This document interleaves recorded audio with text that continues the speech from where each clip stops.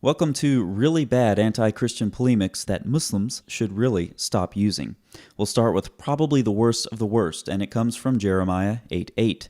How can you say we are wise, for we have the law of the Lord, when actually the lying pen of the scribes has handled it falsely? How convenient. All you have to do is remember Jeremiah, which is easy, a major prophet in the Old Testament, and remember the number 8. And you put that together and you have Jeremiah 8:8, a knockdown argument for the corruption of the Torah. This can only be sustained by those who have never read Jeremiah, those who have no background knowledge of Jeremiah, and those who are gullible enough to believe whatever argument they see floating around on the internet. So what was Jeremiah dealing with? Well, in part, he was dealing with corrupt Jews who were claiming that they had prophecies from God. Okay, and these prophecies involved many things. We'll focus on, I guess, primarily what Jeremiah focused much of his prophecy on, much of his book, and that would be Babylon. Babylon is mentioned, I think, over 150 times or so. Lots of political and social tension, obviously, if you have any knowledge of what's going on at the time. And many Jews were saying exactly what Jeremiah said they were saying. For example, in chapter 7, where he says, "We have the temple, we have the temple, we have the temple," quoting them.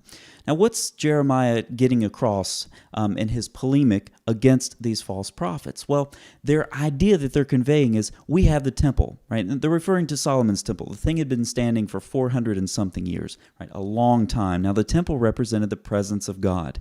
And their argument is, we have the temple, we can do what we want, we're invincible. And Jeremiah's argument throughout the book, as he's dealing over and over again with these false prophets, is, you do not have the presence of God, right? And he's trying to tell the Jews, these are false prophets. Don't listen to them. They're corrupt scribes. The letters that they're writing, the things that they are saying, are not from God. And so Jeremiah condemns them. And he's ultimately proven right, of course, when Israel is exiled into Babylon.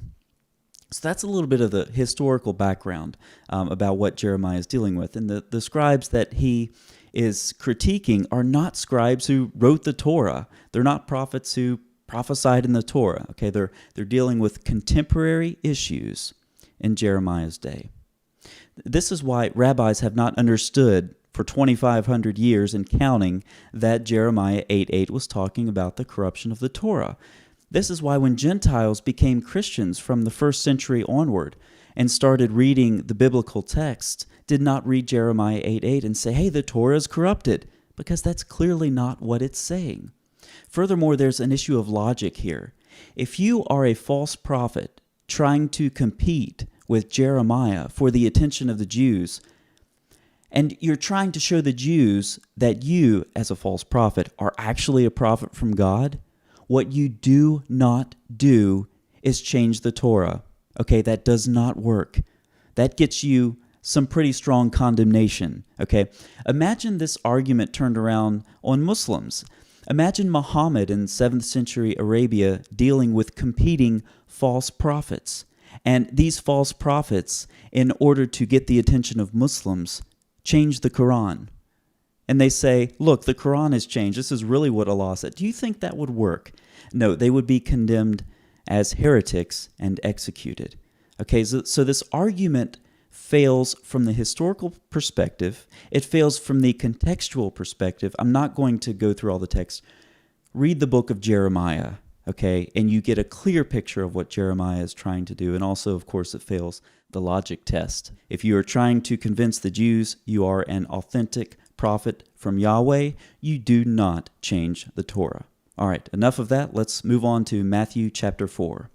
Then the devil took Jesus to the holy city and had him stand on the highest point of the temple. If you are the Son of God, he said, throw yourself down, for it is written, he will command his angels concerning you, and they will lift you up in their hands, so that you will not strike your foot against a stone.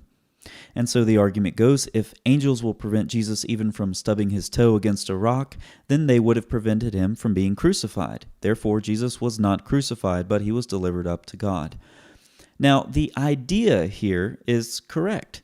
Angelic intervention, angelic rescue, whatever you want to call it, was available to Jesus. When Peter tried to defend him from the soldiers who were going to lead him away, Jesus rebuked Peter.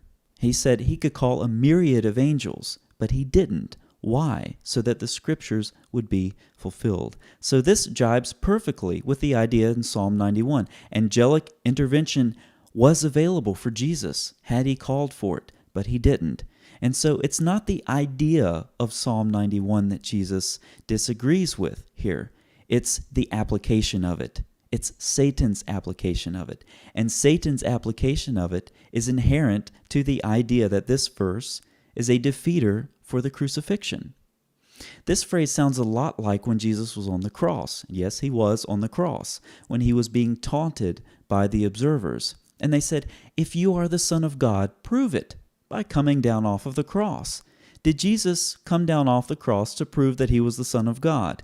No, he didn't, because the proof of the divine sonship of Jesus Christ was not delineated by the requirements of his mockers. The proof of the divine sonship of Jesus Christ was not delineated by Satan and his challenge brought forward using his application of Psalm 91. Jesus was on a mission to fulfill the scriptures, and he had angelic intervention available had he called for it. But he did not come to earth to call for help from the angels. He didn't come to earth to be saved by Peter and his sword.